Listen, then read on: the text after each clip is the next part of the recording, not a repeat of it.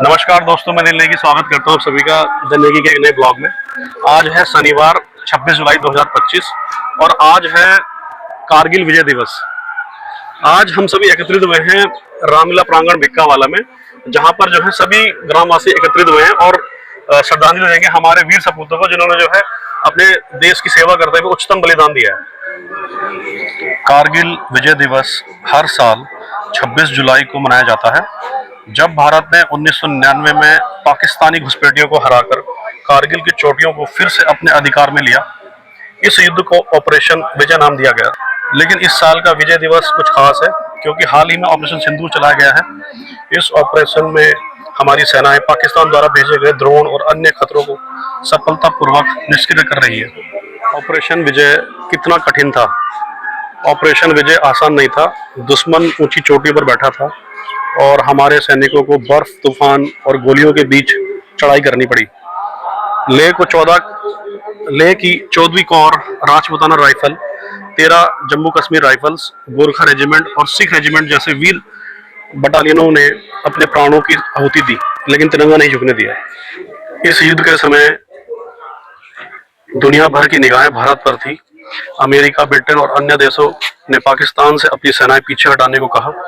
भारत ने कूटनीति के साथ युद्ध भूमि पर भी विजय हासिल की। कारगिल युद्ध समिति क्षेत्र में लड़ा गया। भारत सरकार ने सीमा पार नहीं की, जिससे यह युद्ध पूर्ण युद्ध नहीं बना। अंतर्राष्ट्रीय कूटनीति और परमाणु हथियारों की मौजूदगी ने इसे नियंत्रित रखा। बाकी सुनाइए, नहीं ताजी क्या क्या हुआ? वीडियो बढ़िया। नमस्कार।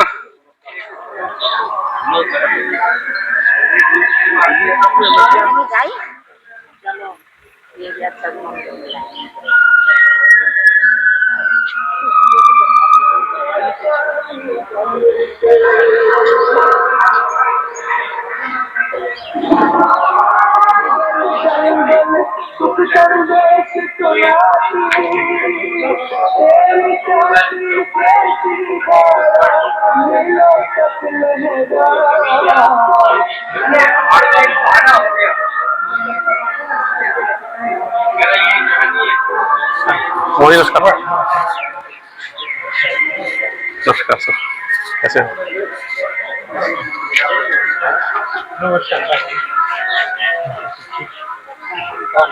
बैठो सर, बैठो।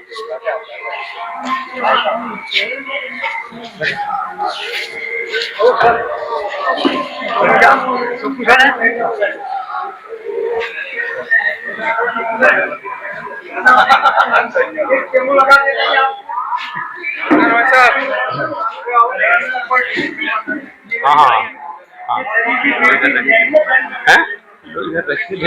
अच्छा, हाँ, कोई बात नहीं, हो जाता है। आप कर लो, आप कर लो। अच्छा, हाँ, देखिए यार।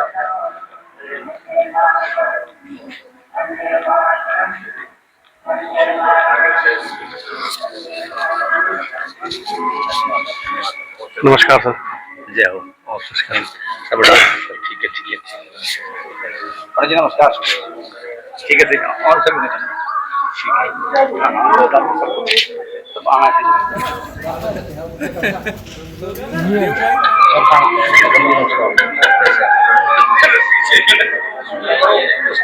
वापस आ गए हमारे लिए जो जिंदगी आर्मी पर्सन आगे आ जाएंगे सारे। भाई आ जाओ, लाइन लगा लो। आ जाओ, लाइन लगा लो। आ जाओ, लाइन लगा लो। चाची इधर आ जाओ, आगे आ जाओ।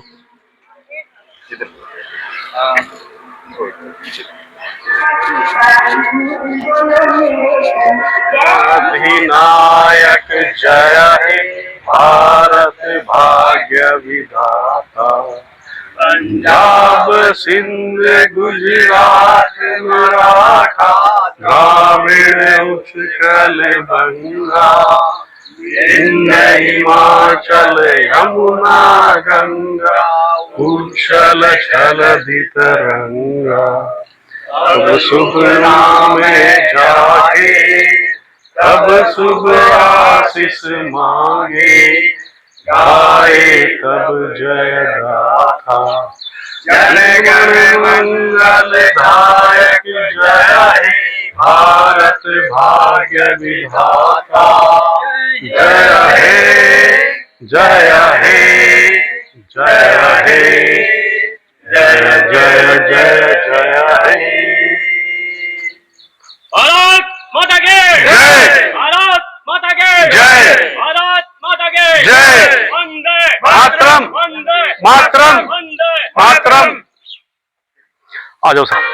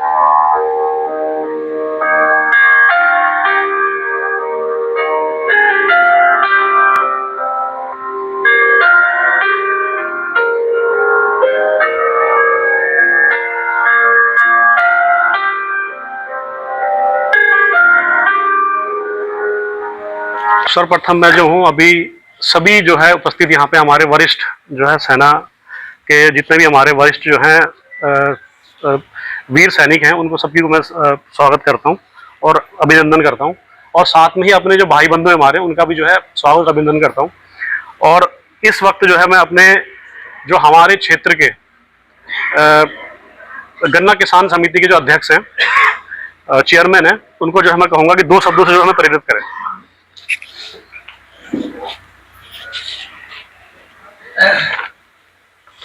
सबसे पहले सभी लोग दोनों हाथ ऊपर उठाकर भारत माँ की जय का नारा लगाएं। बोलो भारत माता की जय, भारत माता की जय, भारत माता की जय, वंदे मातरम, वंदे मातरम, वंदे मातरम। धन्यवाद। सर्वप्रथम जैसा कि हम सब लोग जानते हैं कि आज 26 जुलाई कारगिल विजय दिवस का जो यह कार्यक्रम है तो हमारे पूरे संपूर्ण भारतवर्ष में बड़े ही हर्षोल्लास के साथ उन जाबाज सैनिक हमारे जो अमर शहीद उस युद्ध में या उससे पहले या अभी ऑपरेशन सिंदूर में शहीद हुए हैं उनको हमें श्रद्धांजलि देने का ये हमें जो है उसके लिए हम सब लोग एकत्र हुए हैं कि हम उनके चरणों में पुष्पांजलि और श्रद्धांजलि अर्पित करें। जैसा कि आज हमारे जो कारगिल युद्ध में शामिल रहे हैं ऐसे जाबाज सिपाही देशभक्त हमारे बीच में आज भी मौजूद हैं। जैसे कि हमारे अफजलगढ़ कादराबाद क्षेत्र के भूतपूर्व सैनिक जो संगठन है उसके अध्यक्ष आदरणीय श्री रघुवीर सिंह जी बिष्ट जो कि रिटायर्ड कैप्टन हैं और साथ में श्री पूरन सिंह जी असवाल जो कि सूबेदार मेजर रहे और साथ में इंस्पेक्टर अजयपाल सिंह जी, इंस्पेक्टर जगमोहन सिंह नेगी जी जो कि कारगिल युद्ध में जो है इनकी सक्रिय भूमिका रही है और इन्होंने आंखों देखा वर्णन हम सब लोगों को बताया है कि किस तरह से किन कठिन और विषम परिस्थितियों में देश भारत माता के लिए अपने प्राणों की आहुति देने के लिए रात दिन तैयार रहे हैं। और इस कारगिल विजय दिवस में हमारे 527 वीर सैनिक वीर गति को प्राप्त हुए थे जिनमें हमारे सीनियर ऑफिसर्स और हमारे वीर जवान भी इसमें शामिल थे। इन्हीं के साथ हमारे स्वर्गीय श्री जसवंत सिंह गोसाई जी ये भी वीर गति को प्राप्त हुए हैं। उनकी विडो माता शक्ति हमारे शांति देवी जी हमारे बीच में मौजूद हैं और माता शक्ति बैठे हैं हमारे बीच में। मैं आप सभी लोगों का भूतपूर्व सैनिकों का जो यहाँ पर बैठे हैं जो जिन्होंने उस युद्ध में योगदान दिया है और लोग भी साथ में शामिल हैं हमारे क्षेत्र के सब लोग और मेरे बुजुर्गवार माताएं यहाँ पर बैठी हैं, बहनें बैठी हैं, मैं सभी का हार्दिक अभिनंदन आभार और उन अमर शहीदों के चरणों में बारंबार वंदन और नमन करता हूँ। जैसा कि भारतीय जनता पार्टी उत्तर प्रदेश के मुखिया हमारे आदरणीय योगी जी मुख्यमंत्री जी और भारतीय जनता पार्टी संगठन पार्टी की तरफ से और पूरे देश में यह कारगिल युद्ध 1999 शौर्य पराक्रम व बहादुरी के 27 वर्ष पूर्ण हो चुके हैं।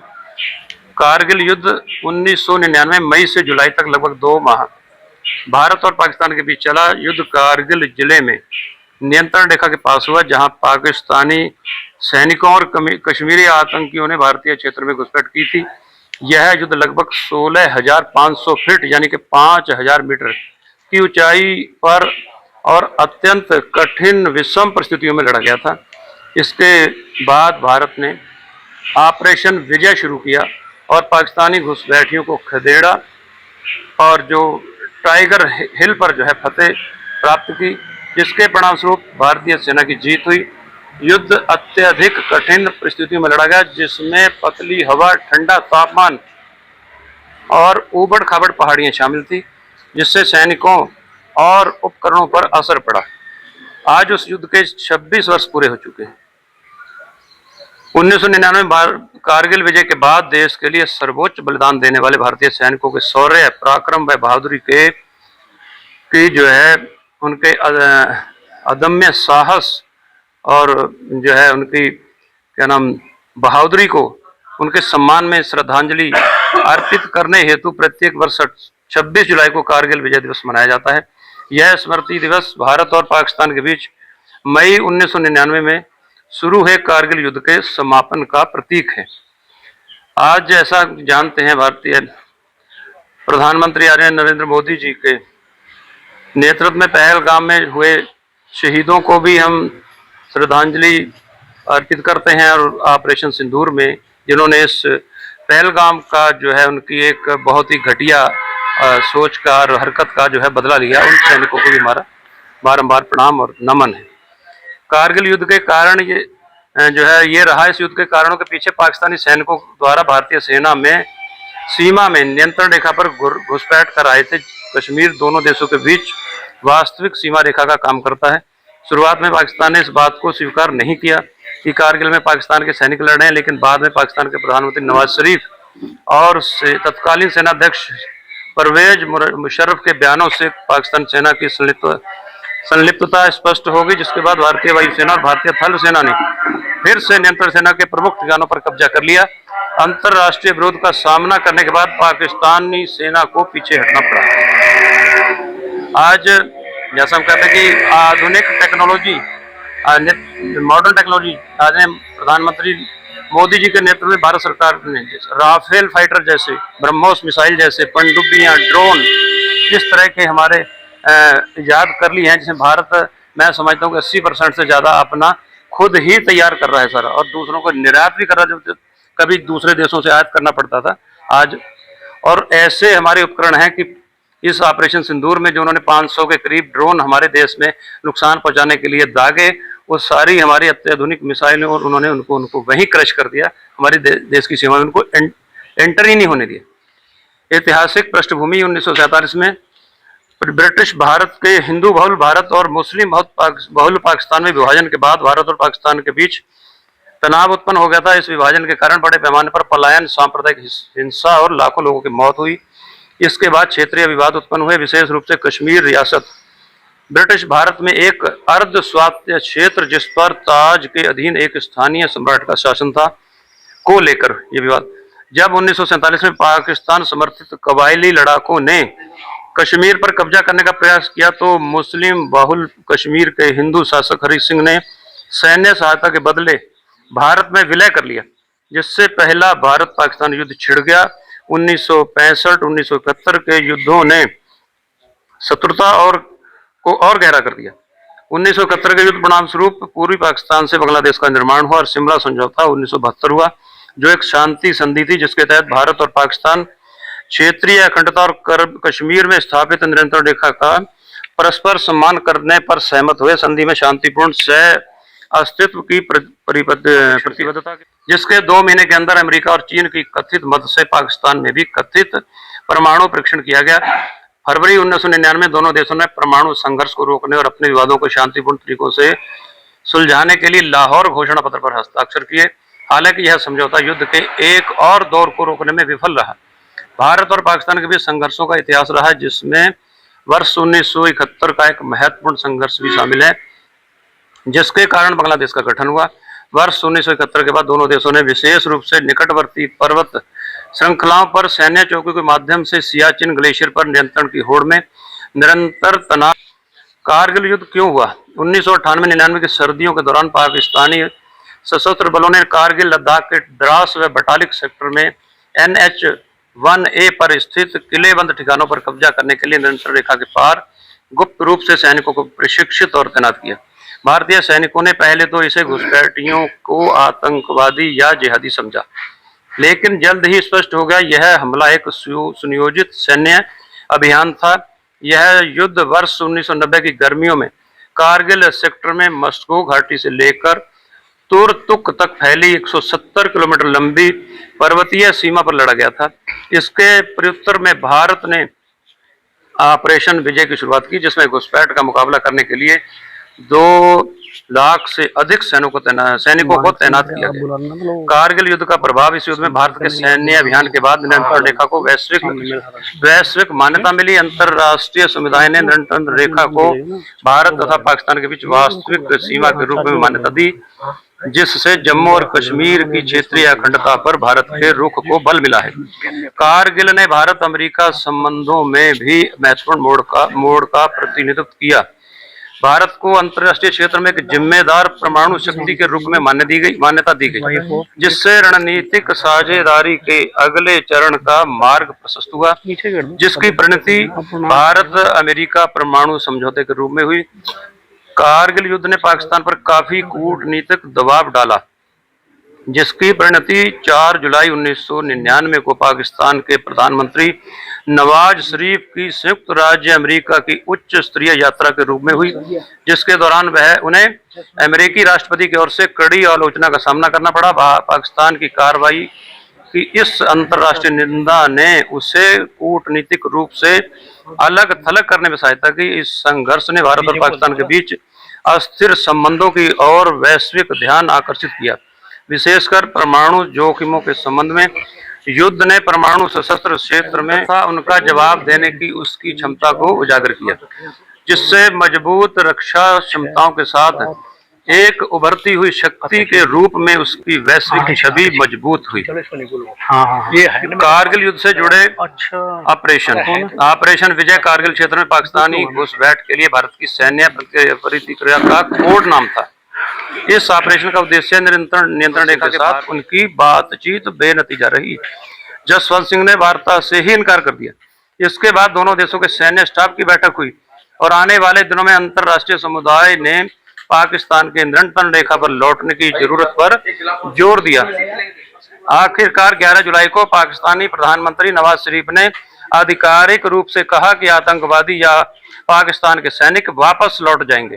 तब भारत ने पाकिस्तान को वापस जाने के लिए 16 जुलाई तक का समय दिया। यह सरकार के एकल बिंदु सैन्य सलाहकार के रूप में कार्य करता है और तीनों सेनाओं के एकीकरण की देखरेख करते हैं। त्रिसेवा कमानों की स्थापना की गई। अंडमान और निकोबार को भविष्य के थिएटर कमांडो के लिए एक परीक्षण स्थल के रूप में बनाया गया था, जिसमें सेना, नौसेना और वायुसेना के संसाधनों को एकीकृत किया गया था। तकनीकी खुफिया क्षमताओं को बढ़ाने के लिए राष्ट्रीय तकनीकी अनुसंधान संगठन की स्थापना की गई। रक्षा खुफिया एजेंसी का गठन तीनों सेवाओं में खुफिया जानकारी के समन्वय हेतु किया गया था। तकनीकी समन्वय समूह का गठन उच्च तकनीक खुफिया अधिग्रहण की निगरानी हेतु किया गया था। राष्ट्रीय सुरक्षा सलाहकार को सभी खुफिया एजेंसियों का समन्वयक नियुक्त किया गया था, जो NTRO की निगरानी करते हैं और बेहतर खुफिया एकीकरण सुनिश्चित करते हैं। घुसपैठ को रोकने के लिए सीमा पर बेहतर निगरानी और गश्त आरंभ की गई। सीमा सुरक्षा हेतु बेहतर तकनीक की तैनाती हुई। उदाहरण के थर्मल इमेजिंग कैमरे, मोशन सेंसर और रडार सिस्टम की स्थापना की गई, जिससे हमारा सैन्य बल और सशक्त बना। पहलगाम के बाद ऑपरेशन सिंदूर, बस यही बची 4 लाइनें। ऑपरेशन सिंदूर ने भारत के सैन्य विकास को और आगे बढ़ाया। भारत ने शुरुआती लक्ष्यों को एक बड़े समूह पर अधिक बल के साथ और अधिक प्रकार के हथियारों, जिनमें क्रूज मिसाइलों और लाइटनिंग हथियार शामिल थे, से हमला किया। जहां बालाकोट में वायु शक्ति का प्रयोग एक क्रांतिकारी बदलाव था, वहीं ऑपरेशन सिंदूर में हवा और जमीन से दागे जाने वाले स्टैंड ऑफ हथियार भारत का प्राथमिक हथियार थे। भारत ने स्वदेश निर्मित ब्रह्मोस क्रूज मिसाइलों और स्पाइस बम किट और हारोप लाइटनिंग हथियारों के साथ पाकिस्तान का 2 दिन के अंदर पस्त कर दिया। कारगिल और बालाकोट के बाद से भारत ने सैन्य क्षमताओं को बढ़ाने के लिए एक ठोस प्रयास किया।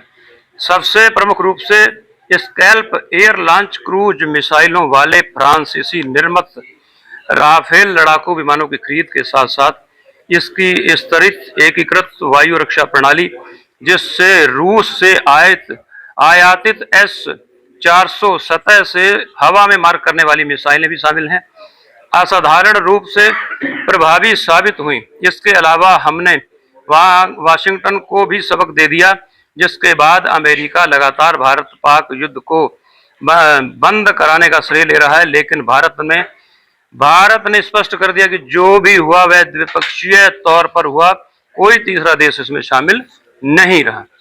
तो ये देन हमारे उन वीर शहीदों, वीर बलिदानों जिन्होंने इतनी बड़ी बलिदान दिया, और साथ साथ हमारी भारत सरकार जो कि आदरणीय प्रधानमंत्री नरेंद्र मोदी जी के नेतृत्व में, जैसा कि हमारे पूर्व वक्ताओं ने बताया कि ऐसे प्रधानमंत्री देश के जो दूसरे को जहां तक उनकी सोच पहुंचती नहीं है वो उससे आगे काम कर देते हैं। वो पाकिस्तान को कहीं मालूम नहीं लगे सिंदूर ऑपरेशन कब होगा। यहाँ तो ब्लैकआउट का चल रहा था तो पता लगा रात के 1 बजे काम तमाम करके और वापस आ गए। अब वो देख रहे हैं कि हुआ क्या ये। तो ये ऐसे हमारा जो देश, हमें अपनी सरकार, पार्टी और सारे हमारे जो शहीद हैं, हमारे आने वाले बच्चे हैं, उनको सबको हमें जागरूक करना है कि हमें अपने आप को सुरक्षित रखना है, देश को और आगे बढ़ाना है। ये खाली युद्ध तो है ही है, तो हमारी चारों तरफ की सीमाओं की रक्षा के लिए इसके साथ साथ हमारे देश के अंदर विकास कार्य हैं। आप देखिए आज कैसे ना, कश्मीर से कन्याकुमारी तक भारत एक, कहीं चले जाओ आपको चारों तरफ 4 लाइन ही नजर आएंगे। ऐसे ऐसे पुल बन गए जिसका सपना नहीं सोचा था, ऐसे ऐसे टनल बन गए पहाड़ों के अंदर। तो क्या विकास हो रहा है, रात दिन हमारा देश विकास कर रहा है।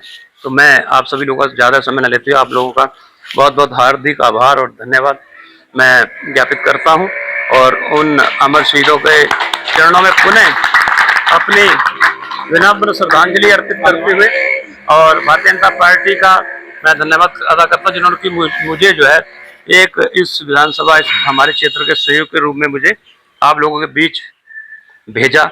आप लोगों के हमारा आदान प्रदान हुआ, आप लोगों ने घटनाएं बताई जो उस युद्ध के गवाह हमारे बीच में आज मौजूद हैं। तो इसी तरह हम आपस में तालमेल बना के रखें, और जहां भी हमारे क्षेत्र की या कोई अन्य समस्या किसी भी तरह की हो, से हमें, जैसा सबसे बड़ा आज क्या चल रहा है, सबसे बड़ी कमजोरी हमारे देश में धर्मांतरण की चल रही है। इस समय इतना जहां हमारा तकनीकी जो हमारा सोशल मीडिया जहां एक तरफ हमें बहुत आगे ले गया, मगर उस दूसरी तरफ ये उसको उल्टा भी कर रहा है। तो उसकी निगाह से हमारे जो नए युवा हैं उनको संभालने और उनको प्रशिक्षित करने की जरूरत है कि जैसे वो लोग हमें हैक कर रहे हैं तो हमें उनसे ज्यादा उनको हैक करना है, उनके जो है हर चक्रव्यूह को तोड़ना है। तो ये सभी तभी पॉसिबल हो पाएगा जब हम अपने क्षेत्र, धर्म, जाति सब चीजों से उठकर अपना काम करेंगे। तो मैं उन्हें आप लोगों का हार्दिक धन्यवाद अभिनंदन करता हूँ। धन्यवाद। भारत माता की जय, भारत माता की जय, भारत माता की जय। धन्यवाद।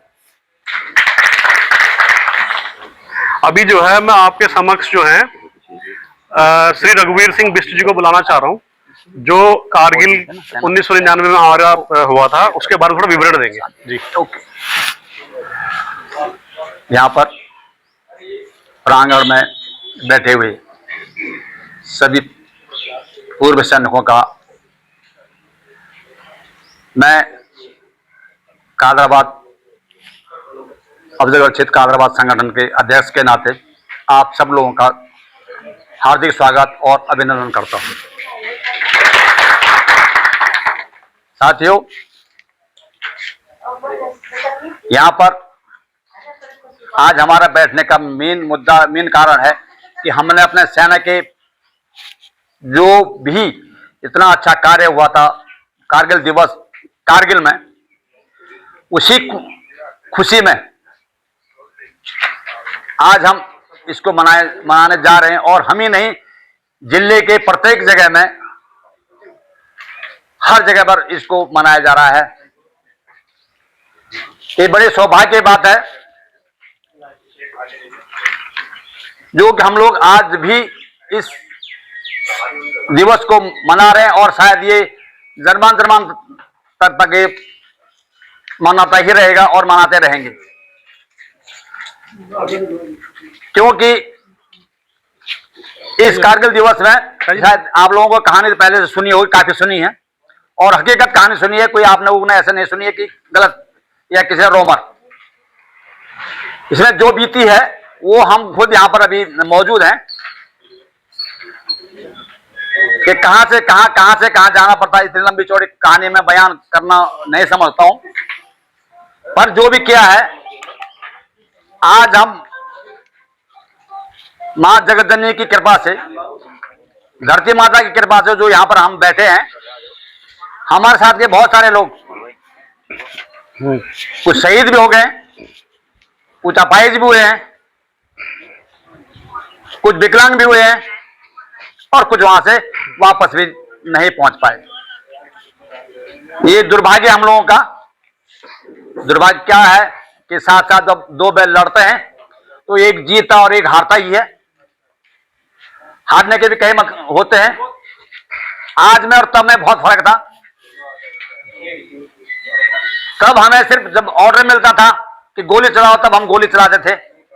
आज वो नहीं है। आज के युग में हम तो ये कहेंगे कि मोदी जी के युग में ये है कि जहां दुश्मन दिखा दिया वहीं सीधा शूट करो, किसी का ऑर्डर लेने की जरूरत नहीं है। और हम तब थे कि जब हमें ऑर्डर मिलता था जहां वो दिखाई भी दे रहा हमें तो आदेश नहीं था। पर मैं अपनी बात करता हूं। मैं आरआर के अंदर, राष्ट्रीय राइफल के अंदर, 14 राष्ट्रीय राइफल के अंदर, श्रीनगर के अंदर मैंने किसी का हुक्म नहीं सुना, न किया। जो किया अपने मर्जी से किया और सही किया।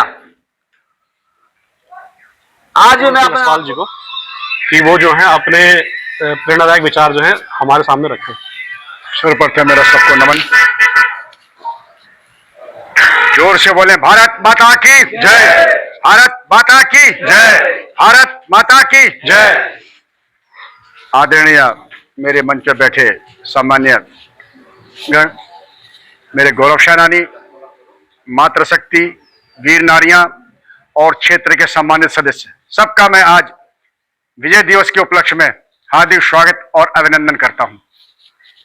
विजय दिवस भारत ही नहीं बल्कि विश्व की उन लड़ाइयों में से एक लड़ाई हुई है जिन्हें दुर्गम क्षेत्रों में लड़ने वाली में सर्वप्रथम पंक्ति में डाला जाता है। आप जानते हैं कि देश के दुश्मन 47 से लेकर के और आज तक किसी न किसी तरह से हमारे देश को अस्थिर करने में तुले हुए हैं, जो आज भी आपको फेसबुक और इस सारी चीजों पर दिखाई देता है। लेकिन हमारी जो भारतीय सेना है, देश के नागरिक हैं, वो बहुत अटल अचल हैं। ये हमारी एक शक्ति है कि जो भारत माता की शान में अपने जीवन के परवाह नहीं करते हैं। युद्ध तो आपने देखा होगा कि 47 पार्टीशन के बाद इमीडिएटली पाकिस्तान ने जेएंड पे अटैक कर दिया था। उसके बाद जो है कि 62 लड़ाई चाइना से हम लड़े हैं, 71 अगेन जो है कि पाकिस्तान से लड़े, 65 अगेन जो है कि पाकिस्तान से लड़े हैं। उसके बाद ये हमारा जो है छोटे मोटे जो चलते रहते वो तो गिनती में नहीं आते हैं। तब कारगिल 99 में कारगिल युद्ध हुआ था। कारगिल युद्ध जो था ये दरा सेक्टर में जो है यानी लद्दाख सेक्टर में ये युद्ध लड़ा गया है, जिसमें पाकिस्तान ने बहुत बड़ी चाल खेल करके कश्मीर वैली और आपके जो दराज यानी लद्दाख सेक्टर को काट करके अलग करने की कोशिश की थी, जो उसकी बहुत बड़ी प्लानिंग थी। जो मुशर्रफ जी हैं, इधर से हमारे प्रधानमंत्री जी पाकिस्तान में दोस्ती का पैगाम लेके गए हैं और वहां से उसने जो हमारी पीठ में जो खंजर भोगने का काम किया है। तो आप ये देखिए, जैसे आप जोजिला क्रॉस करते हैं, लद्दाख रीजन शुरू आता है, उससे नीचे सोना मार्ग में जो है श्रीनगर बेल्ट शुरू आती है। हाँ जी, हाँ जी। जोजिला अगर हम कट कर दराज सेक्टर है, वो एशिया का सबसे हाईएस्ट कोल्ड प्लेस है वो, और जो ये पोस्टें जो खाली हो जाती थी, लेकिन पाकिस्तान ने क्या किया, वो अपनी कुटिल चाल से उन पोस्टों को खाली नहीं किया, बल्कि वो पीछे से अपनी आर्म्स और पोस्टों को एयर मार्क करके कैप्चर करता रहा। और हिंदुस्तान की फौज ने ये चीज भापी नहीं, वो अपनी पोस्ट खाली करके अपने बैरकों में आ गए।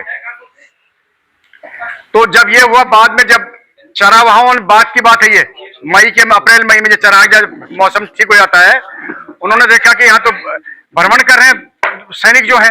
ये रिपोर्ट जब गई है तो पहले तो बहुत हल्के में लिया गया कि कोई आतंकवादी होंगे, कुछ होंगे, लेकिन ये बहुत बड़ी साजिश थी।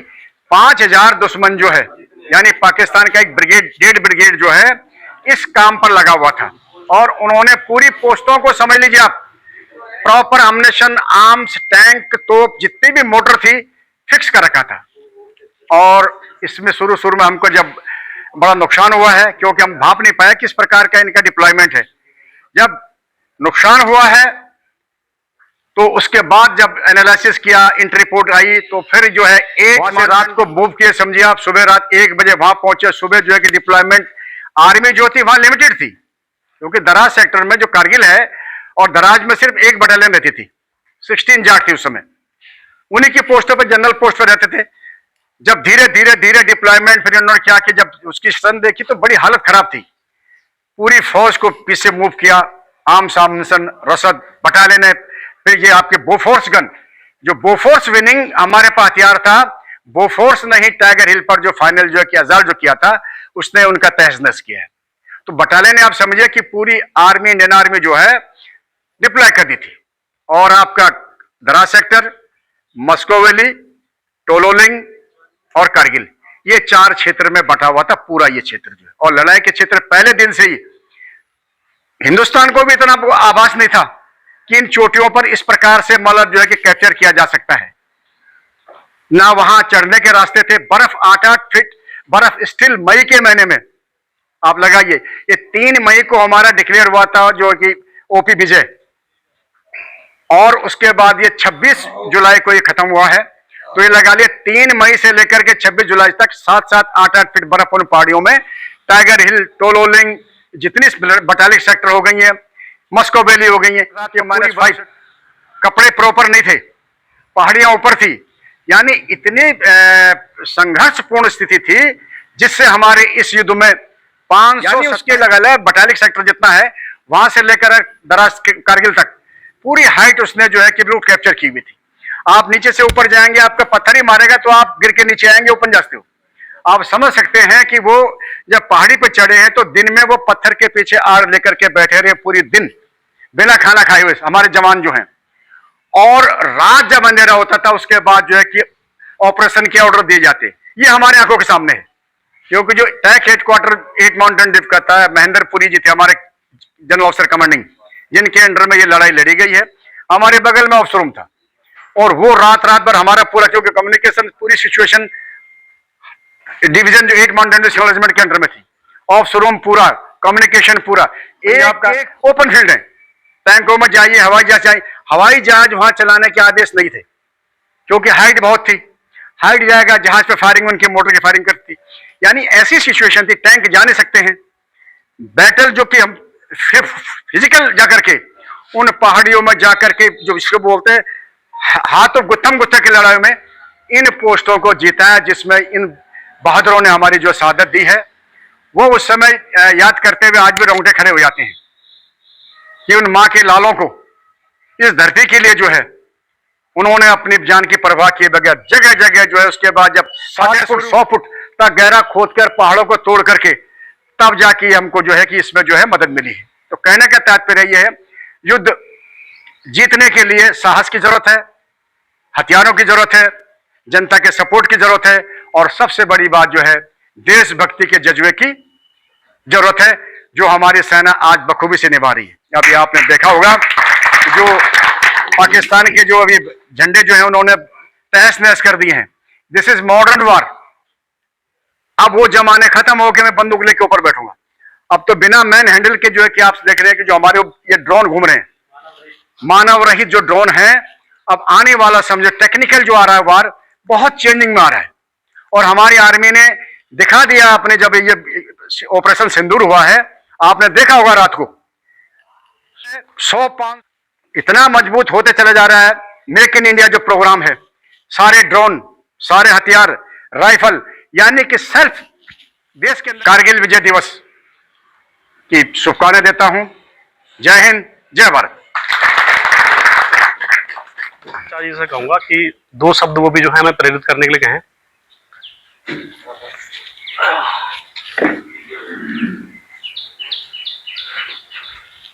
धन्यवाद।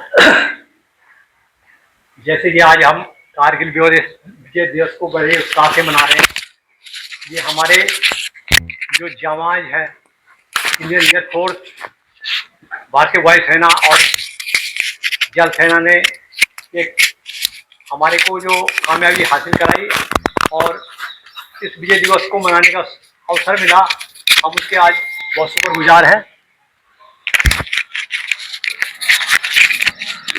ये 99 में ये कारगिल का वाक़या हुआ था। इस समय मैं रेजिमेंटल सेंटर में इंस्ट्रक्टर के तौर पर वहाँ पर तैनात था। जब मुझे भी कुछ जोश आया, मैंने अपने कमांडेंट को चिट्ठी लिखी और मैंने आने का वो किया कि मुझे यूनिट में आने दो। हालांकि हमारा सेक्टर ऐसा था, वो वहाँ पर से कोई लड़ाई का वो नहीं था, बॉर्डर पर थे, लेकिन कोई लड़ाई का वो नहीं था, क्योंकि कारगिल एरिया में सिर्फ लड़ाई लड़ी जा रही थी। लेकिन मन में हमेशा ये थी कि मैं भी जाऊं और मैं मतलब यानी फॉरवर्ड में जाऊं, चाहे लड़ाई मेरे को हिस्सा मिले ना मिले, मगर मुझे फॉरवर्ड में जाने का था कि मैं पाकिस्तान के साथ मतलब कुछ ना कुछ मेरा वो हो। तो हमेशा हर एक प्राणी, हर एक निवासी के मन में हमेशा ये जज्बा होना चाहिए देश प्रेम का। और अगर देश प्रेम का जज्बा है तो वो हम उससे सबसे पहले हम हैं, उसके बाद देश है। देश से बढ़कर कुछ नहीं है। हम खाना तो हर एक खाता है, कुत्ता भी अपना पेट पाल लेता है, लेकिन हमें देश की सेवा करने का मौका मिले, हमें उसके लिए आगे आना चाहिए। और देश की सेवा में कई किस्म का, वो अभी जैसे फौजी है, ये फॉरवर्ड में हम लड़ाई के मतलब सामने की लड़ाई होती है, लेकिन हमारा जो साधारण मनुष्य है, जो हम खेती में लगे हैं या कोई और कारोबार में लगे हैं, हम ईमानदारी से करें, देश प्रेम से काम करें, वही देश के लिए सबसे बड़ा अब आगे बढ़ने का वो है, मौका है, और आगे बढ़ने के लिए एक तरीका है। तो हमें हमेशा देश प्रेम की भावना को हमें कायम रखना है, और हमें उन शहीदों को, चाहे हमारे सेकेंड वर्ल्ड वॉर के हों या आज़ाद हिंद फौज के हों या कारगिल के वो हों, या सिंदूर में जो हमारे जाबाजों ने दिखाया, तो हमने दुश्मन के दांत खट्टे कर दिए। तो आजकल सब मॉडर्न की लड़ाई हो रही है, और इसी प्रकार से आगे भी हमें देश भावना का सम्मान करना चाहिए, और उनके जो मापदंडों पर या उसके पक्ष चिन्हों पे चलना चाहिए। हमें हमेशा देश भावना हमारे लिए सबसे पहले है। इन्हीं भावना के साथ मैं अपने वाणी को विराम देता हूं। धन्यवाद। जय हिंद, जय भारत। जैसा कि आप जानते हैं कि आज 26 जुलाई जो हम एक कारगिल विजय दिवस रूप में मनाते हैं हम, तो इसमें जो है आज हमारे यहाँ पर उपस्थित है, हमारे जो है बीच ये भारतीय जनता पार्टी के हमारे अल्पसंख्यक अध्यक्ष, जिला अध्यक्ष श्री मलकी सिंह जी, और यहाँ पर उपस्थित हमारे भूतपूर्व सैनिक अध्यक्ष श्री कैप्टन श्री रघुवीर सिंह जी, सुल्तान मेजर श्री असवाल जी, और उपस्थित मेरे गांव के भूतपूर्व सैनिक एवं उपस्थित ग्रामवासी, मैं सभी का यहाँ पर इस विजय दिवस रूप में एक हार्दिक अभिनंदन करता हूँ, स्वागत करता हूँ और धन्यवाद करता हूँ कि हम लोगों ने यहाँ पर एक आयोजन रखा और इसमें आप लोग आए हैं। तो इस आयोजन में जो है यहाँ पर कुछ हम भारतीय जनता पार्टी की ओर से हमारे यहाँ पर जो उपस्थित है श्री मलकी सिंह जी, उनके द्वारा जो है यहाँ पर कुछ सम्मानित हमारे उर्दू सैनिकों को दिया जा रहा है। तो मैं उनके नाम लूँगा और आप लोग जो है यहाँ पर एक करके ले लें। तो सब श्री कैप्टन श्री चंद्रशेखर सिंह रावत जी।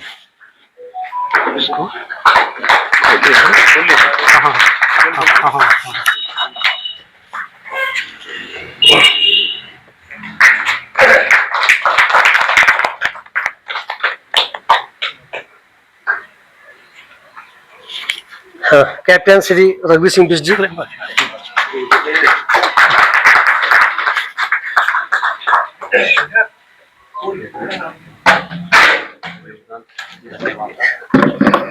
श्री गवा सिंह खत्री जी।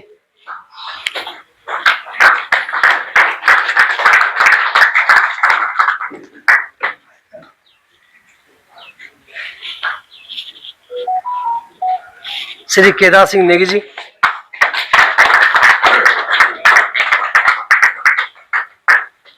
तो इधर है उधर से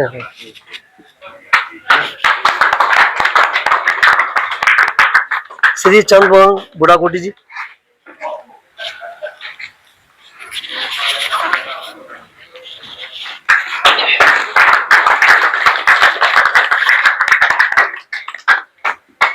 सुबेदार मेजर श्री पूरण सिंह असवाल जी,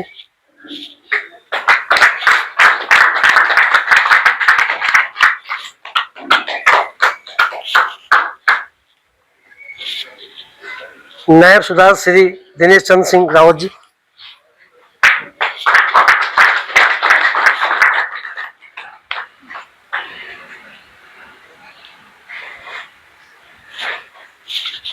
श्री जगमोहन सिंह नेगी जी,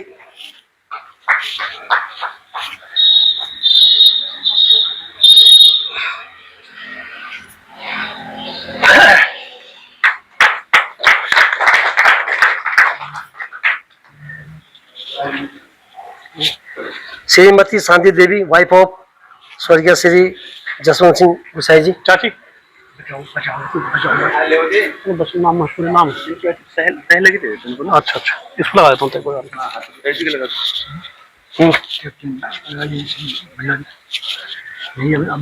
देखो देखो कौन है देखो तो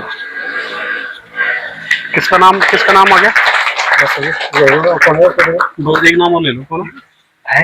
हाँ हाँ कैप्टन राजेंद्र सिंह भंडारी, कैप्टन श्री राजेंद्र सिंह भंडारी जी।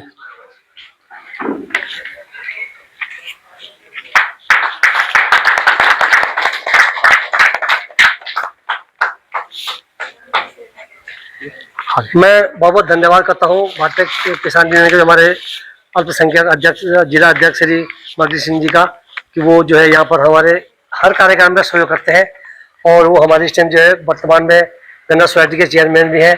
उनके द्वारा हमें बहुत उम्मीदें हैं कि वो आगे भी राइज करें और हम उनका पूर्ण रूप से सहयोग करेंगे कि हमारे क्षेत्र के विकास में वो अहम योगदान देते हैं और देते रहेंगे। धन्यवाद।